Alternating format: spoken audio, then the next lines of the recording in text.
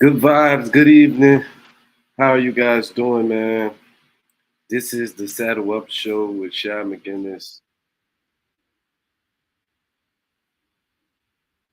I have a echo right now. See if I can fix that.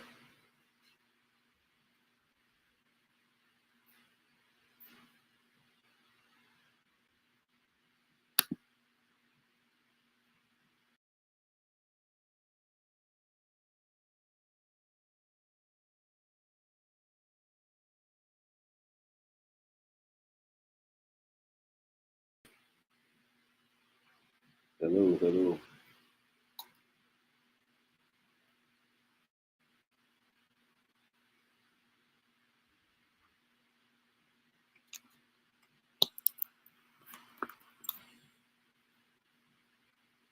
What's up with y'all, man? Is it echoing for y'all too? Or is it just me?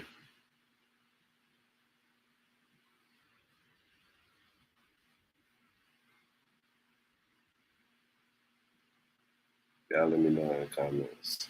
If so, I'll get rid of these headphones.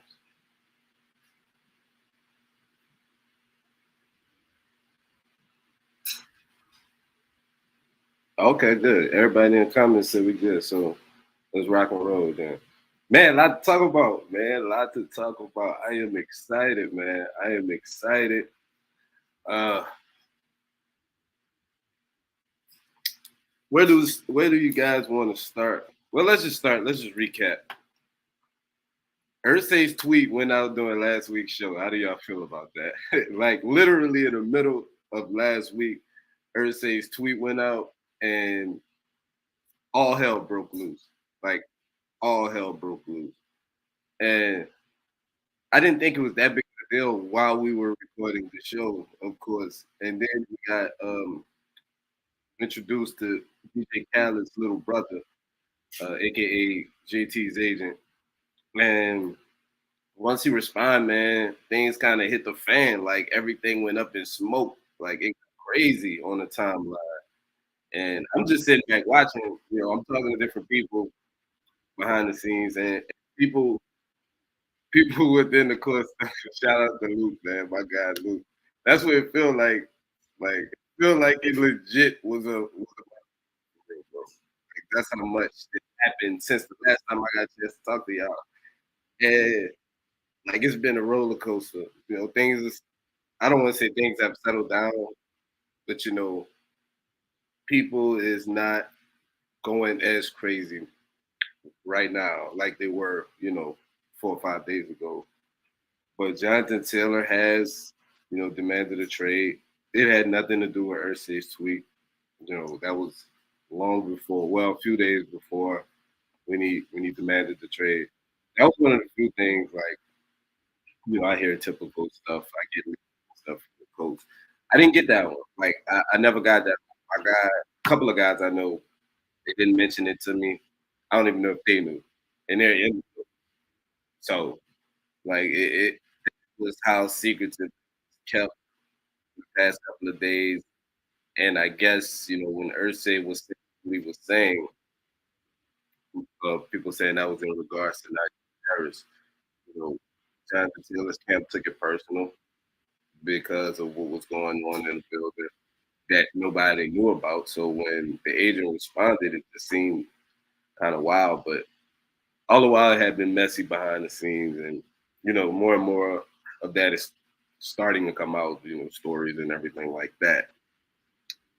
I'm shocked. I'm gonna just say I'm shocked because this is not who Jonathan Taylor has been as a coach. As a player, as a person for Indianapolis the past 2 years. And to be honest, I know we're all mad at the agent, saying the agent is making him act like this, but like this is on JT, man. Like it's his decision to hire the agent. It's his decision to conduct himself the way he's conducting himself. I know he feel like he has to do this because of where we at with the running back market, which is shit, by the way. Like I'm on that side of the fence. I do think the market is shitty, and I don't like what it's forcing players to do. we're seeing happening around the league with Josh Jacobs and Saquon Barkley settling for being pissed off at 10 million and then taking 10 million and 900,000 in incentives and being fine with that. So we're seeing with JT, there are teams, I can tell you this for sure. There are teams that have interest in Jonathan. I know a couple. I see people quite frequent. But the price that you're willing to pay is not of significant value. You know, uh, running back market is at an all time low, and the fact that you have to trade for Taylor and extend him because they're not going to do it for a 1 year rental. So the team that's going to trade for him is going to need some kind of guarantee that he's willing to sign an extension, and they have to basically agree to that extension before the trade is even done. You know, have a comment from guy Sap. You say get the man a damn contract, not 15 plus mil, but come to an agreement for the love of God. It only help develop AR. Yeah, uh, they see it as that. They see it as that. And I think in the long game, I think that's what eventually happens. I'm not moving off my square. As dark and gloomy as it seems, I was texting my guy that's in here, Johnny. Shout out Johnny. He was texting as the news was kind of breaking and unfolding. And when the NFL put that, not the NFL, when the Colts got it reported, well, when it was reported and not leaked from the Colts that Jonathan Taylor had back issues and considering putting him on the side, and I text Johnny immediately and was like, Jonathan Taylor, he's not hurt, you guys. And I don't know if I didn't get that from anybody. This is just I didn't get that from anybody on the coach side. Let me say that. But JT's not hurt. JT's fine. JT's fine. He'll be fine this season. And it's just up to how fragile this situation and how volatile the situation becomes. But nobody's gonna give up first rounder for JT. Like let's all everybody let's get that out of our mind. Let's do it together, y'all. Let's get that out. Luke was out there at camp. Luke said that limp looked pretty forced that next day, bro. It's he, trust me, JT is super good. And I told y'all that last week, but we're not gonna get a first. The best you're gonna do is a second round. Now, for some of you guys, that might not be good enough. For most people, that's probably not good enough. I'm in the camp of second and another day two pick of some sort. If you can make that happen, then that might would it have to be. And that's only if the relationship can't be repaired. I don't want to trade Jonathan Taylor. Okay, let's get that out of the way. I would rather give him an extension for 3 years. You know, Nick Chubb, Henry money, 12 million, maybe 13. Like that way you can play out a 3 year extension. He'll be here. That'll put him on the contract for the next 4 years. He's 24 years old. When he finishes that, he'll be 28, and then you let him go, and Jonathan Taylor have a great career somewhere else. I do think he's crucial for Anthony Richardson's development as far as just winning games. Like JT's not going to help Anthony Richardson as far as a passing target to throw the ball to, but it's not going to help Anthony Richardson as far as pass protection for him either. But he will help Anthony Richardson see some of the most advantageous looks that he's going to get from a passing perspective, because when you have Anthony Richardson and Jonathan Taylor in a backfield, what it does for your team as runners, like you have to have 8-man boxes to stop that kind of power and speed coming out of the backfield. So with some of these teams, that's most teams now adopting the Big Fangio style defense with these two high shells and wanting to deploy most of their bodies in coverage. You're getting these lighter boxes all over the NFL. That's the way people want to play now. That's the trend, and you have to punish these people in the run game to get them out of that defense. And that's dictating terms. And when you're offense, you always want to dictate how the defense is playing. You don't want to play a game and the defense just does what the hell they want. They don't respect nothing about the offense. They can just play whatever the hell they feel like it, and you don't have anything to make them change what they want to do.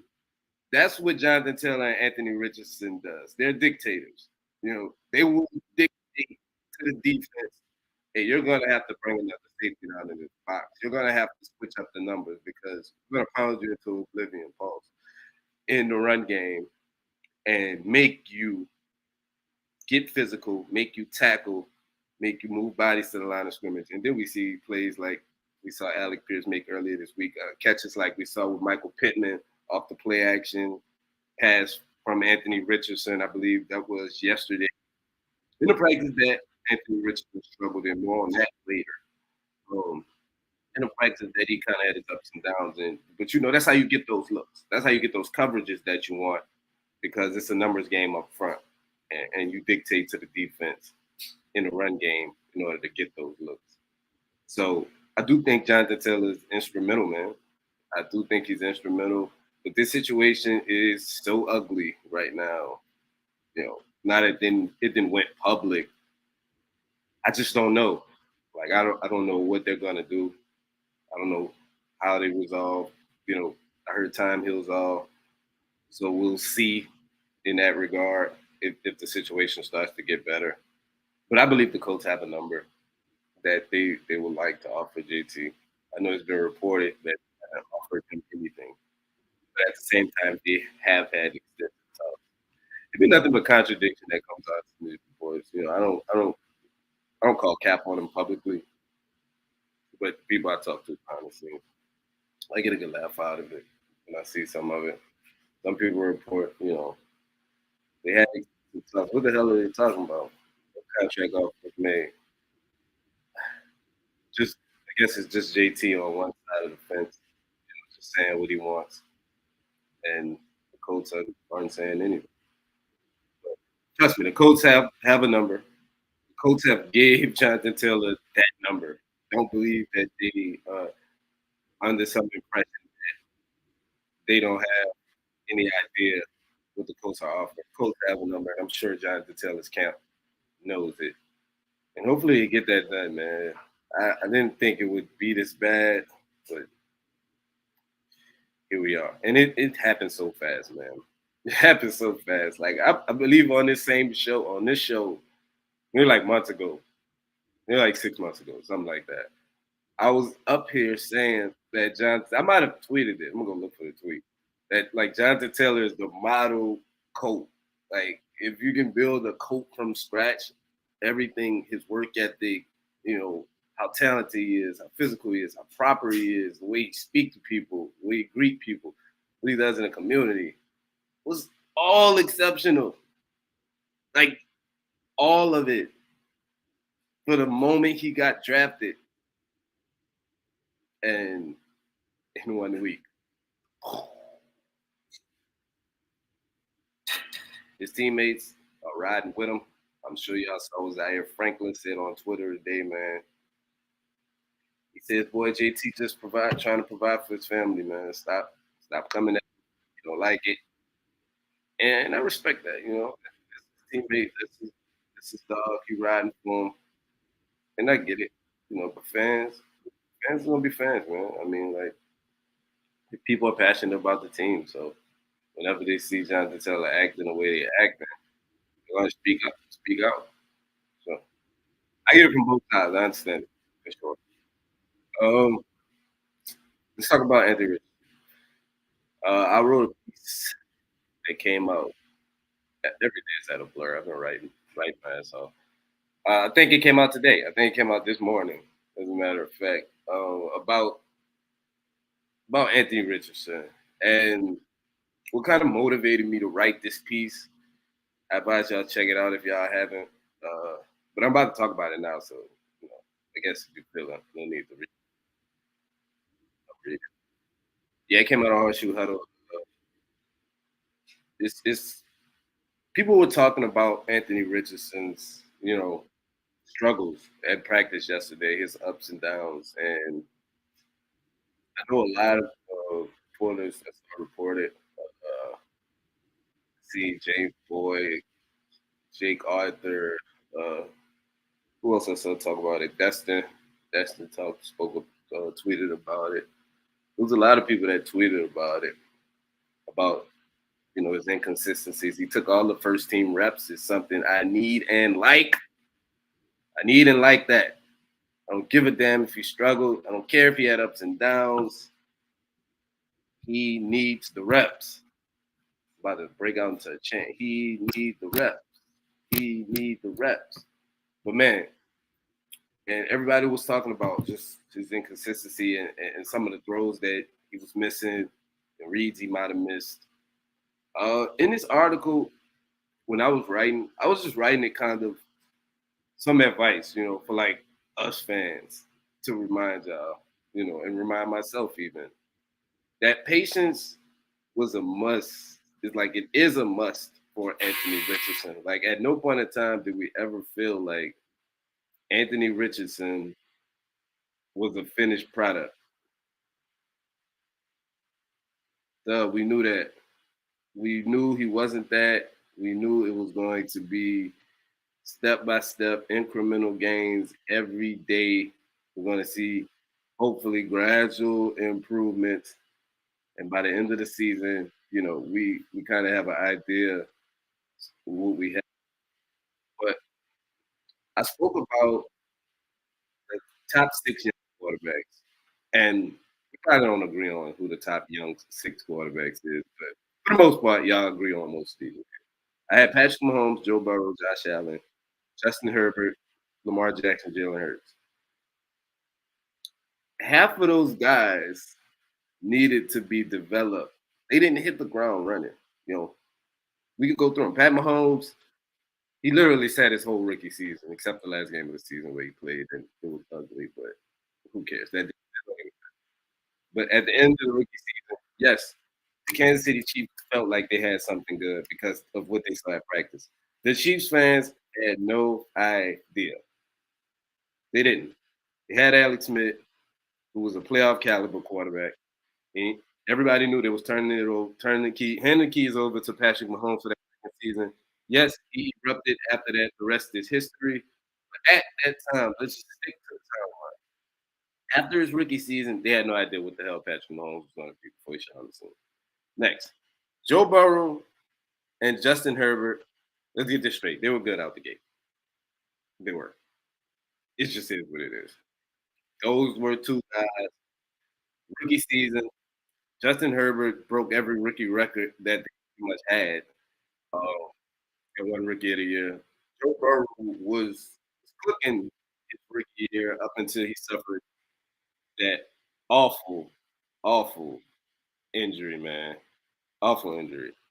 Like, and now that he came back from the injury, his first year back, he erupted, took him to the Super Bowl. So there's no question about Joe Burrow.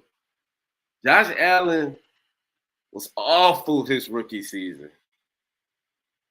Jalen Hurts, awful his rookie season. Lamar Jackson, he wasn't awful, but he didn't play for most of it. Flacco played, then he came in late. None of those guys threw for over 1,500 yards and 10 touchdowns. None of those last three guys. The second season he came back, Josh Allen started to show signs. Jalen Hurts still didn't show enough signs for us to even think that he was the starting quarterback. Think about it. Last year, this time, we were wondering if Jalen Hurts were going to be the Eagles' starting quarterback moving forward. We was not sure. There was so many question marks about Jalen Hurts.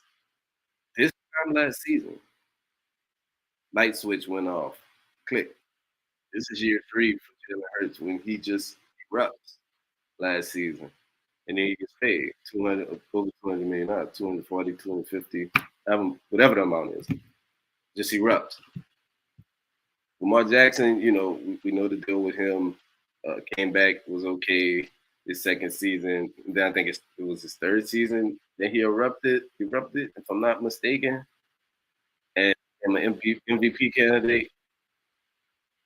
Like, this doesn't happen in rookie season. That's the point of this. Like, if you're expecting Anthony Richardson to be this MVP caliber, Pro Bowl caliber player, like his rookie season, it just doesn't happen. As fans, we can learn from those fan bases. After those rookie seasons, those fan bases needed some of those guys. People in the media talking about Josh Allen will never be accurate enough to be a franchise quarterback. There was still people talking about Baker Mayfield and Sam Darnold being better than Josh Allen after their rookie seasons. Jalen Hurts, they didn't know if he was a starter after his rookie season. So if this rookie year passes and Anthony Richardson has some struggles, which you see flashes, it's perfectly fine, man. You have to give the man a chance to grow. And that's the most frustrating part about, when you see that he may have had some struggles at practice and you see fans just kicking his back in for whatever reason. You're wondering, like, well, damn, are you going to get a some time? This is the guy's first padded practice, full padded practice. Probably the first time he had on full pads in practice this calendar year for sure. I mean, he was working out, getting ready for the draft and the combine since December of last season. So maybe November. The last time he had like a full pad. You know how crazy that is? And the man just had nasal surgery. Like, of course, he should have struggled. If he didn't struggle, have ups and downs with conditions like that, then that's amazing. Playing against a team whose defense is in their second year of the defense. Gus Bradley was here last year. They're not installing nowhere nearly as much as the offense is installing. They should be ahead of the offense. Like, that's the way it is in training camp.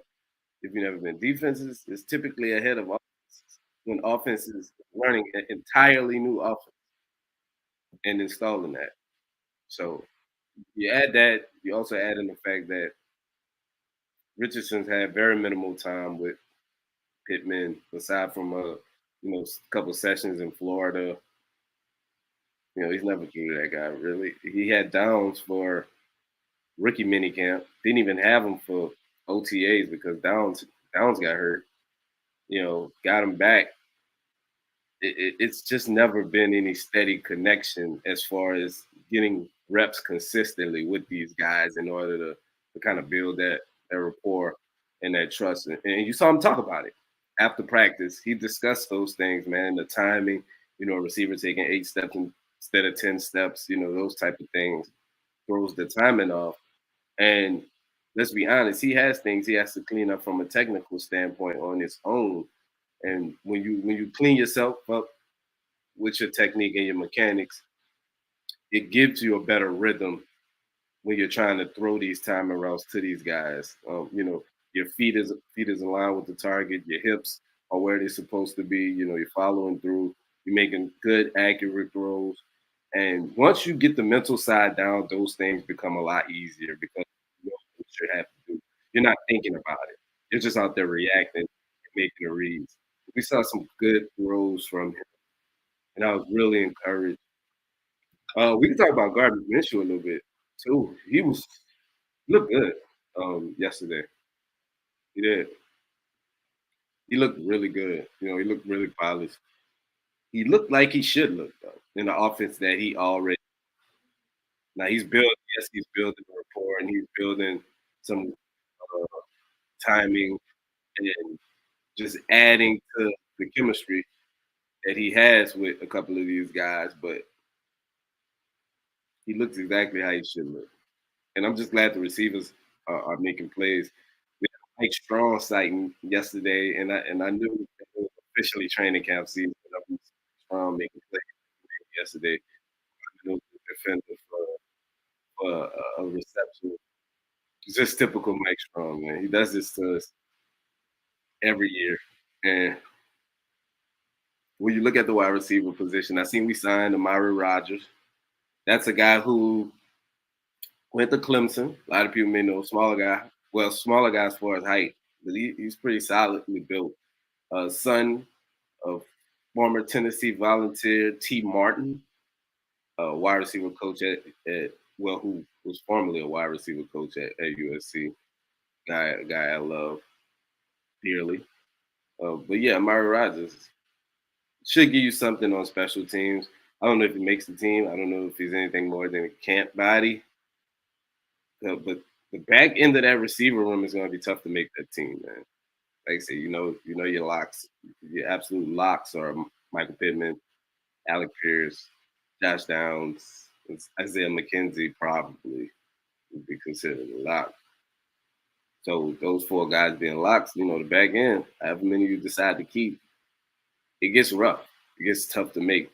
Mike Strong's finally starting to make his case, and there's going to be a ton of other guys that give it a shot. Shy Perryman, uh, now we seeing Amari Rogers enter the fold. There's going to be a lot of guys that's competing for those spots. But something I wanted to talk about was some of the other wide receivers. Alec Pierce looks like he has a lot more juice this this offseason. And I bet it's just the fact that he's just getting more comfortable. That he's getting more comfortable. He's adjusted to the speed of the NFL.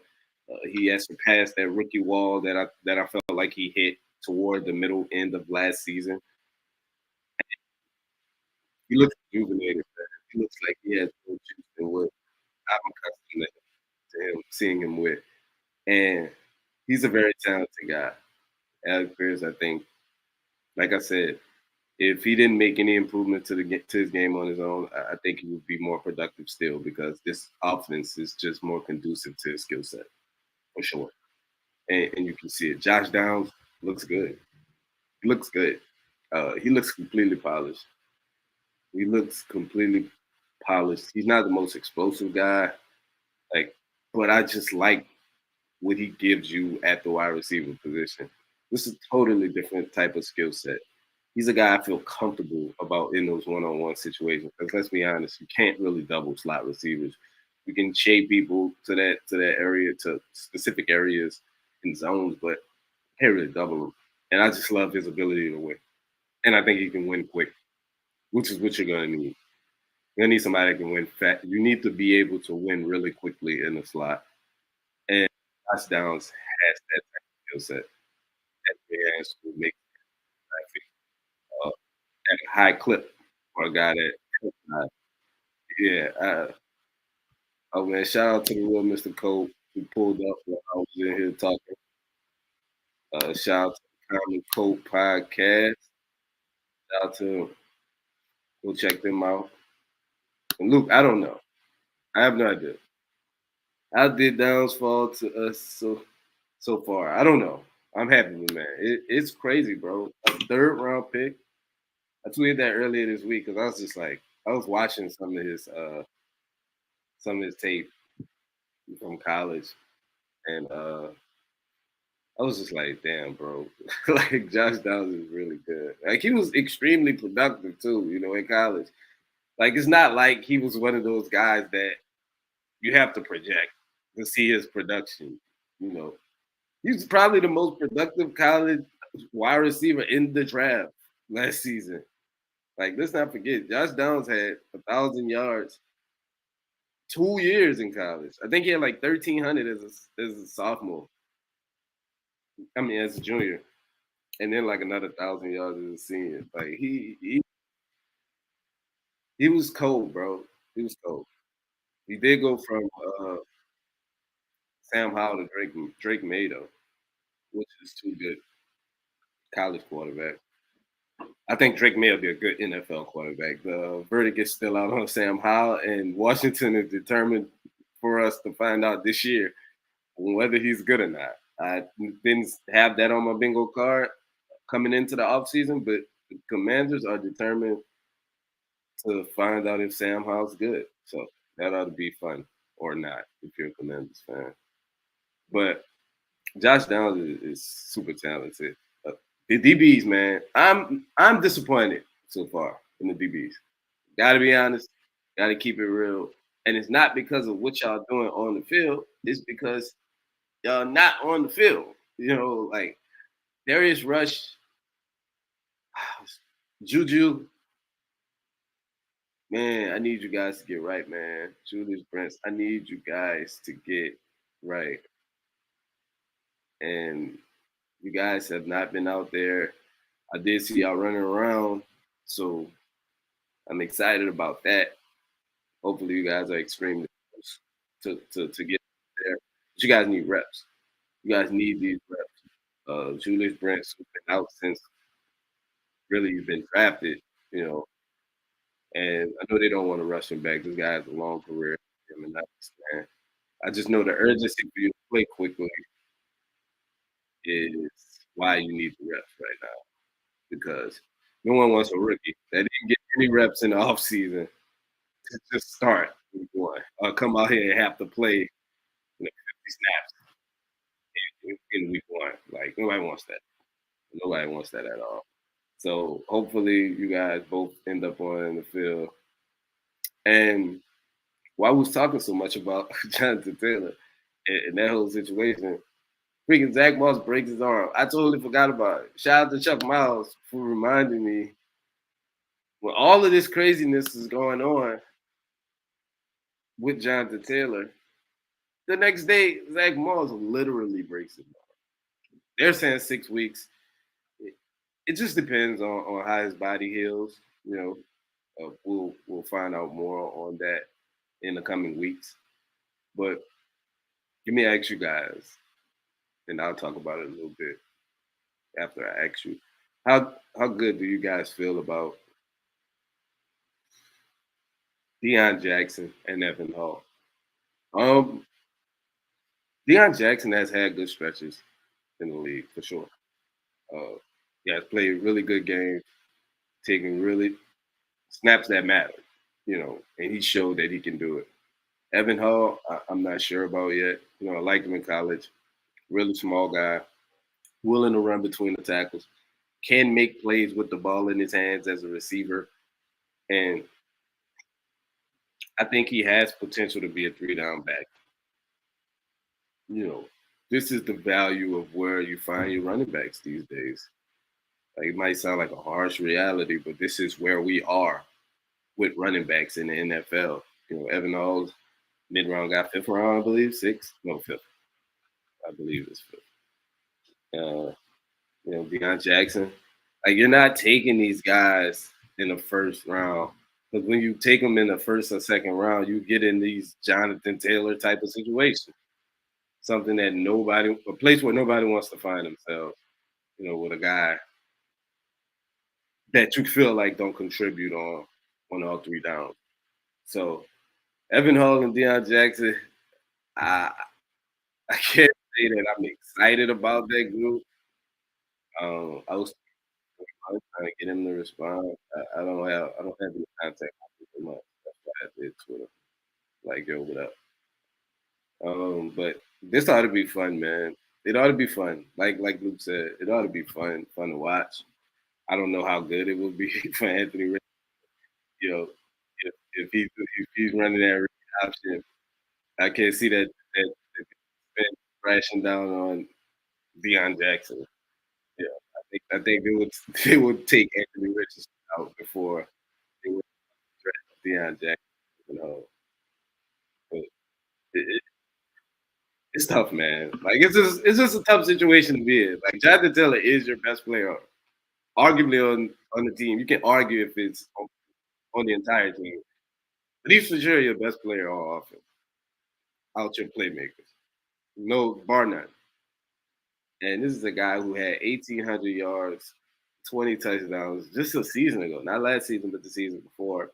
Uh, and it sucks, man. It sucks that we are here. Like, he had the best season in Indianapolis Colts history.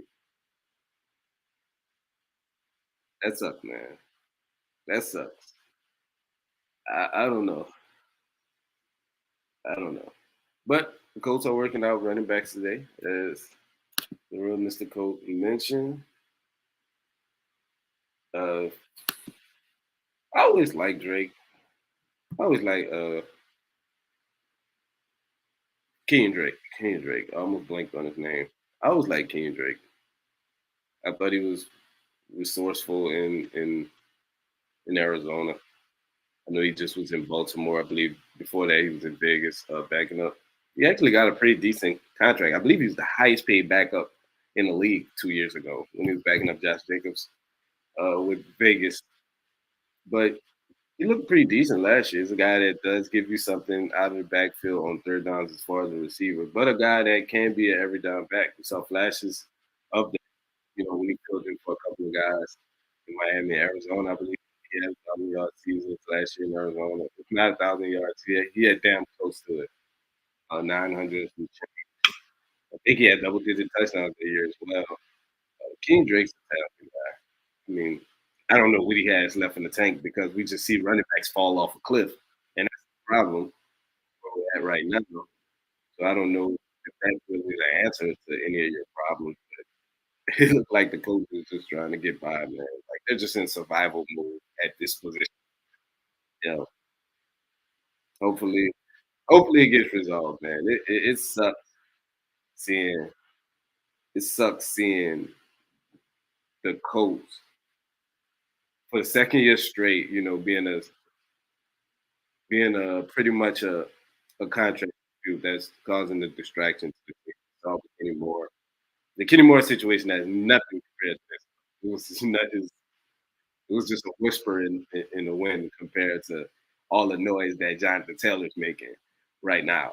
So I think that's crazy. But hopefully it gets resolved, man. Hopefully the JT situation gets resolved. And we all look back on this and we laugh, talking about remember when Jonathan Taylor was actually considering making trade demand. It doesn't change the fact this is the third coach to have a trade demand within the last year. I don't even know if it's a full year. It might be like 10 months or something like that.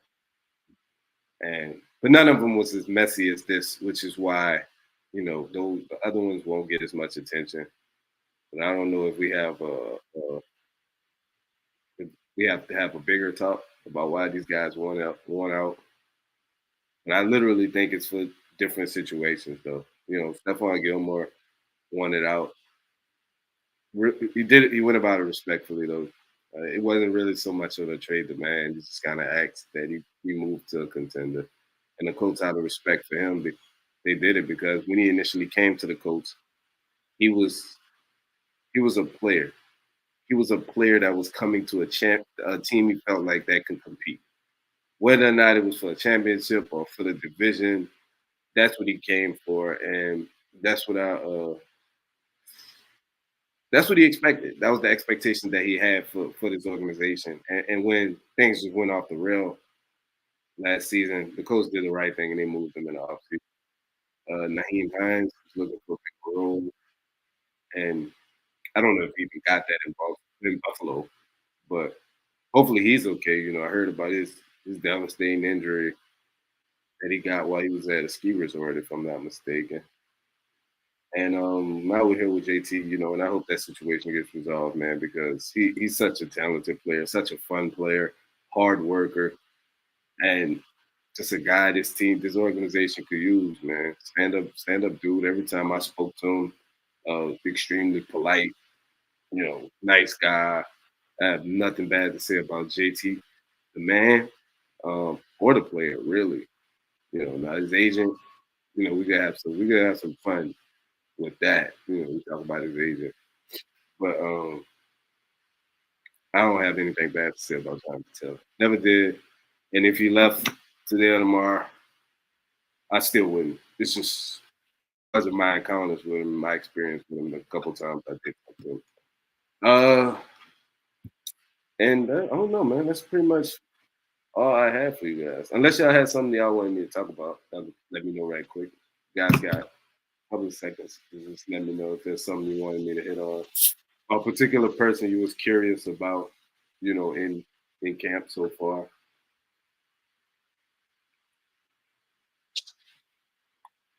But camp has been fun so far, man. It's nice to see those guys get back to being competitive out there. Those guys have been fighting. Defense looks like how the defense should look with the extra year that they have under their belt. They're not installing an entirely new scheme. They have the GOAT, Al Muhammad, back. It's only a matter of time. It was only a matter of time. But it looked like we're good, man. So, oh, okay. Somebody just asked me something. So, what do you think McAfee said about JT is? Oh, yeah, not treating the trans. Like, I did hear Pat say that. Was it yesterday or 2 days ago? It could have been 2 days. I did hear him say that. Um, I don't know anyone on the training staff, so I couldn't verify whether that was true or not. People I talked to, they had heard that they was unaware of it. But I mean, if that's true, then that sucks, man. Those training staff people, they work their ass off to try to get those players in the best shape possible, and that would absolutely suck. It would probably alter the way I looked at JT if I did find out that that was true, or if I'm able to confirm that. You know, what set you have seen them running with AR at quarterback, double tight end, pistol. Oh, it's been a regular gun set for sure. Uh, did I see? I'm trying to think if I saw them in 12 personnel when it was running. I think most of the times I saw them actually run the ball, and it was 11 personnel. It was 11 personnel when I saw it was, Pierce Pittman and Downs. McKenzie. I can't remember. I can't remember. And it was Mo Alley who was that tight end in those sets. And it was just kind of read option type, regular read option. And AR was keeping some of those. And it looked like he's one when he keeps some of those things can go for some big yards, man. He's going to be a load to bring down. I know nobody's really bringing him down right now, even attempting to tackle him. Even when you talk to some of the linebackers at DBs, like man, I don't even know if I really wanted to. Like the first quarterback that they got, that they don't really know if they want to hit it or not because he's just that physical. Uh, you think someone lied to Shep and Holder about the back? I don't know, man. That was interesting. That was a real interesting tweet. I don't know, you know, where they info from. I rock with Chap for sure. I don't really know Holder, but I've been a fan of Chap since I've actually been on the intermediate scene. Never got a chance to actually meet him though, and actually, I just don't know Holder. I think he came on the show I had years ago, but I never really got to meet him like that, so I don't know. But shout out to Chap, man. Chap the goat. Chap the goat. Real mystical. Something positive is Daryl Baker Jr. the real deal. You're dying to jinx it, huh?